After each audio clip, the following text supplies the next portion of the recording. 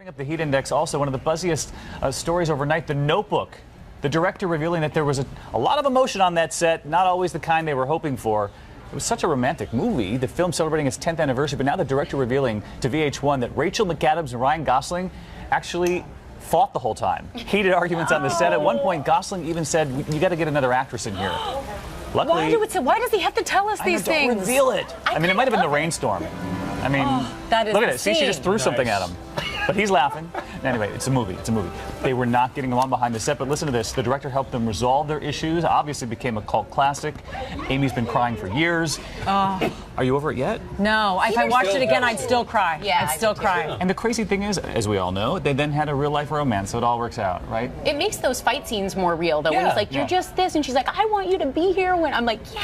But that's all. They're channeling their on-screen fights. They were really fighting. They were like, "Roll on this. Just roll on it." I love how Sarah has like the lines in the movie. I might be able to reenact those. I still wish I didn't know, though. Yeah, I wanted to that they didn't get along. Breaks the It's going to be okay. It's going to be okay. Okay, I'll move on. All right.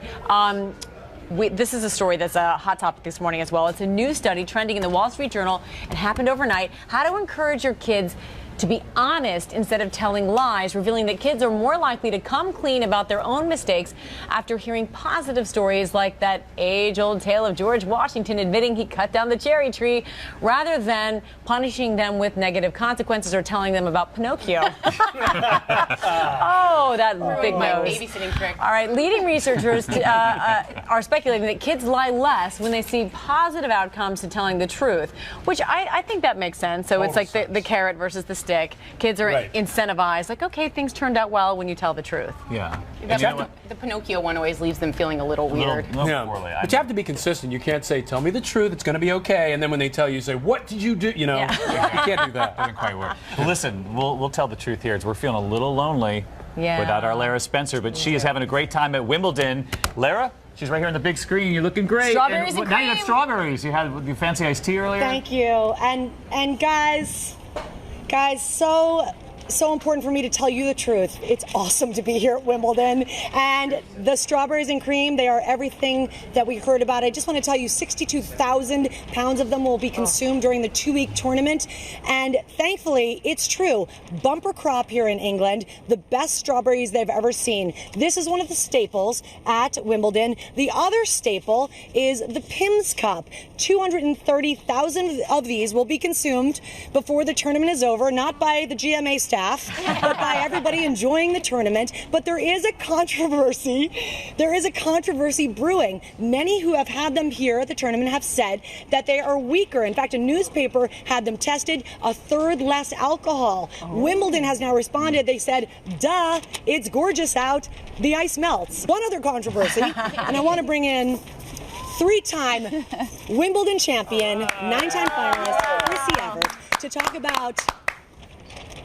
to talk about the all-white controversy. What do you make of all of the, stricter legislation over it? I love it. I mean, it should be all white. It's Wimbledon. It's the most different Grand Slam of all. I remember when I was playing, I had white bloomers with red ruffles on them, and I was in the waiting room, and they made me go right up, back to the locker room and change them and put on my white ruffle bloomers. So they're serious about this.